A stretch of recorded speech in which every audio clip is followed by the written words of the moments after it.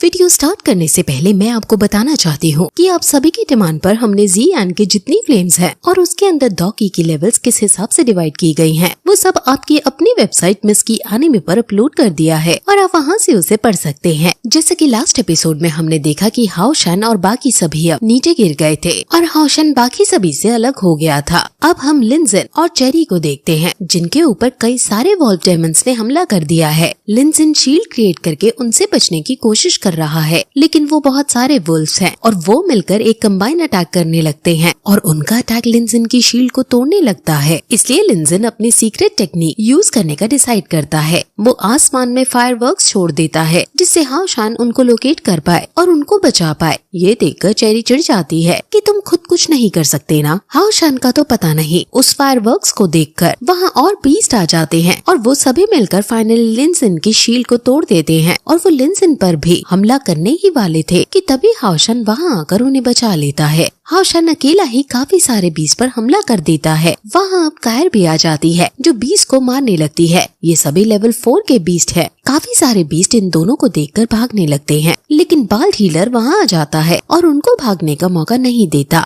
Warrior van भी आ जाता है और अब बीस्ट को इन्होंने चारों तरफ से घेर लिया है। ये सभी मिलकर बीस्ट को मार रहे हैं और फाइनली सभी बीस्ट मर जाते हैं। लिनजिन ओवरवेल्म होकर हाओशन की तरफ उसे गले लगाने आने लगता है, लेकिन कायर उसे गुस्से से देखती है और वो वापस मरे हुए डेमंस के पास चला जाता है और उनके अंदर से जो उनके मरने के बाद क्रिस्टल निकलता है उनको लेने का ट्राई करने लगता है। कायर हाओशन से पूछती है कि कहीं तुम्हें चोट तो नहीं लगी, जिस पर हाओशन मना करता है और फिर तभी वहाँ हाउए निकल जाता है और वो सभी मरे हुए बीस्ट के क्रिस्टल्स को खा जाता है, जिसे देखकर लिनजिन बहुत ज्यादा आग बबूला हो जाता है। अब वो आगे बढ़ते हैं और यूबो माउंटेन्स के बीच में पहुंच जाते हैं। ये डेमन हंट बॉर्डर का नॉर्थ है और अब सीधे चलने पर इन्हें डेमन्स ही डेमन्स दिखेंगे जिनको इन्हें मारना है। वहीं दूसरी टीम भी डेमन्स को मार रही है और बाकी टीम्स के सभी प्लेयर भी डेमन्स को मारने में अपना पूरा योगदान दे रहे हैं और लेवल 4 के डेमन्स अब इस इलाके से मरते जा रहे हैं। वहीं हम दूर पहाड़ी पर कुछ मिस्टीरियस लोगों को देखते हैं, जो अपने आदमियों से पूछते हैं कि क्या खबर है वहाँ की, जिस पर वो लोग बताते हैं कि आपकी टीम बहुत अच्छा काम कर रही है, जिस पर वो कहता है कि ये अच्छी बात है, लेकिन तुम्हें अपना गार्ड नीचे नहीं करना है। वहाँ बहुत बड़े बड़े डेमन्स हैं और वहाँ उनकी जान को भी अभी बहुत रिस्क है। वहीं हम एक लेवल 6 के डेमन को देखते हैं, जिसे इंसानी जिस्म की खुशबू आई है और वो इन सभी को मारने के लिए टीम के पास जाने लगता है। वहीं इन सभी की टीम को पता चल जाता है कि dual bladed gold pattern demon king, जो कि लेवल 6 पर है, वो यहीं आ रहा है। ये सभी ज्यादातर लेवल 5 के हैं और लेवल 5 और लेवल 6 में बहुत ज्यादा पार का अंतर है, इसलिए ये सभी उस बीच से न फिरने का डिसाइड करते हैं और उस जगह से जल्दी से बाहर कहीं दूसरी तरफ जाने लगते हैं। वो लेवल 6 का डेमन है, इसलिए ये सिर्फ एक ही काम कर सकते हैं, जो कि है भागना। हाओशन और बाकी सभी उसके दोस्त भी जब ये देखते हैं कि बाकी टीम इससे भाग रही हैं, तो उन्हें भी इससे भागना ही पसंद आता है और वो भी बाकियों की तरह भागने लगते हैं। लेकिन डेमन अब यहाँ तक आ जाता है और वो पहले ब्रदर डुआन की टीम पर हमला कर देता है। Duan heart shield of the Holi light technique से डिफेंस बनाकर उससे बचता है और अब उसकी टीम के लेवल 6 के डेमन से फाइट होने लगती है।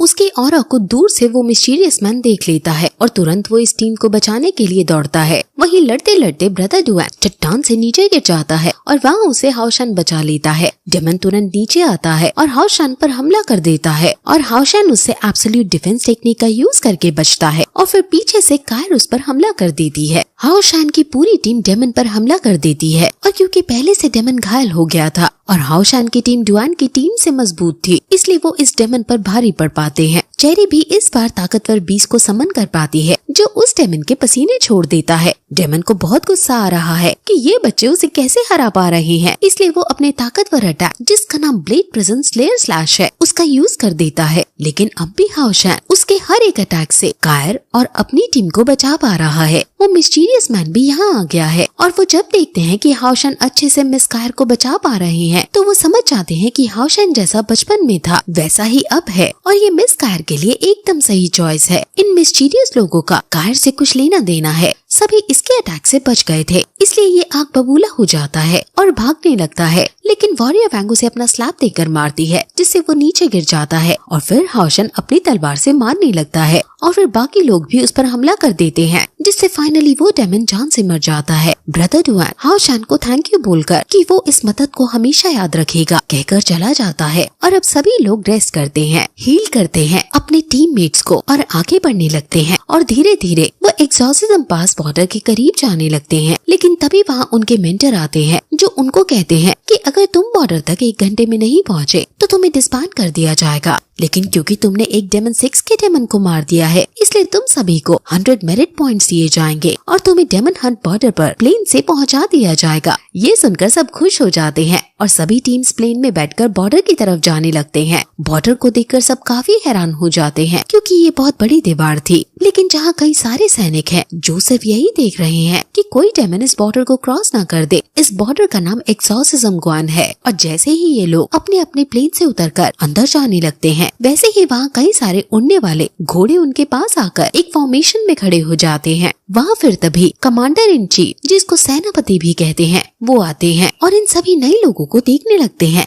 ये यहाँ के लॉर्ड चीफ है और वो हाओ शान को आगे बुलाते हैं, जिसको सुनकर सभी शौक हैं कि इनको हाओ शान का नाम कैसे पता। वो आगे आए हुए हाओ शान को एक शंख देते हैं और उसे जितनी ताकत उसमें है उसे पूरी ताकत से इस शंख को बचाने को कहते हैं। गाओ यिंगजी जो इनका मेंटर है, वो हाओ शान से कहता है कि इनका ऑर्डर यहाँ सबसे ऊपर है और यही है यहाँ के कर्ता धर्ता, इसलिए जो भी ये कह रही हैं हमें बिना सोचे कर देना है। हाओ शान समझ आता है और अपनी पूरी ताकत से शंख को बचा देता है। इससे जितने भी सैनिक इस किले के अंदर हैं, वो सभी एक्टिवेट हो जाते हैं क्योंकि ये असल में वॉर क्राई है, यानी युद्ध की घोषणा है। सभी सैनिक, सभी असासिन्स, सभी गुप्तचर तैयार हो जाते हैं क्योंकि वो समझ गए हैं कि यहाँ डेमन्स का हमला होने वाला है। लॉर्ड जी उसे बताते हैं कि ये वॉर हॉर्न है और इसका मतलब है कि डेमन्स हमला करने को आ रहे हैं, इसलिए मैं तुम सभी को ऑर्डर देता हूँ, इन सैनिकों के साथ जुट जाओ और सिटी वॉल्स को प्रोटेक्ट करो और दुश्मन को मारो। वो फिर वहाँ से जाने लगते हैं, लेकिन जाते जाते हाओ शान से कहते हैं कि ये तुम्हारा फर्स्ट टाइम था और मैं आशा करता हूँ कि ये लास्ट टाइम नहीं होगा। अब इनके पास 2 मिनट है और ये शील्ड से वो आर्मर पहन लेते हैं और यहाँ अब डेमन्स वॉल पर हमला कर देते हैं। वॉल्स पर भी कई सारे वेपन्स लगे हुए हैं और ये सभी को एक्टिवेट कर देते हैं, जिससे कई सारे डेमन्स मरने लगते हैं। सभी आर्चर भी तीरों से डेमन्स को खत्म कर रहे हैं, लेकिन क्योंकि डेमन्स बहुत सारे हैं इसलिए वो वॉल्स पर चढ़ने में कामयाब हो पा रहे हैं। डेमन्स का टारगेट डिफेंस टावर पर है क्योंकि वहाँ से जो अटैक आ रहे हैं वो सबसे ज्यादा डेमन्स को मार रहे हैं। और अब तक हाओ शान और उसके दोस्त ने भी आर्मर पहन लिया था और वो डिफेंस टावर में आकर उस बीस्ट को मार देते हैं जो डिफेंस टावर को तोड़ने ही वाला था। उसके दोस्त डेमन्स को मारते हुए कमजोर सैनिकों की जान बचा रहे हैं और इनके आने से अब डेमन्स काफी ज्यादा नंबर में मरने लगते हैं। ये सभी बड़े बड़े डेमन्स को भी मार पा रहे हैं, लेकिन तभी एक उड़ने वाला शक्तिशाली डेमन यहाँ डिफेंस टावर के सेनापति को घायल कर देता है और वो उसको मारने ही वाला होता है कि तभी वहाँ जियान का ब्लड सबॉर्डिनेट ब्रदर आ जाता है और वो अपनी पार से उन डेमन को मारकर सेनापति को बचा लेता है। असल में ये यहाँ पहले ही आ गया था क्योंकि ये ज्यादा से ज्यादा डेमन्स को मारना चाहता है। अब ये सभी मिलकर डेमन्स को मार रहे हैं, लेकिन तभी वहाँ 6 डेमन्स जो ज्यादा ताकतवर हैं वो फॉर्मेशन बनाकर आ जाते हैं अब इनसे लड़ने के लिए। और अब इनसे लड़ने के लिए हाओ शान की टीम पूरी ताकत लगा देती है। लिन जिन जो कि डिफेंस के मास्टर हैं, वो सभी सैनिकों के ऊपर डिवाइन आर्मर लगा देता है, जिससे सभी को इम्यूनिटी मिल जाती है और वो सभी डेमन्स को मारने लगते हैं। इनके बीच आइकॉनिक लेवल की फाइट हो रही है और ये बहुत अच्छा टीम वर्क दिखाते हुए डेमन्स को हरा रहे हैं। लेकिन ये जितने ज्यादा डेमन्स को मार रही हैं, उतने ज्यादा डेमन्स यहाँ आते जा रही हैं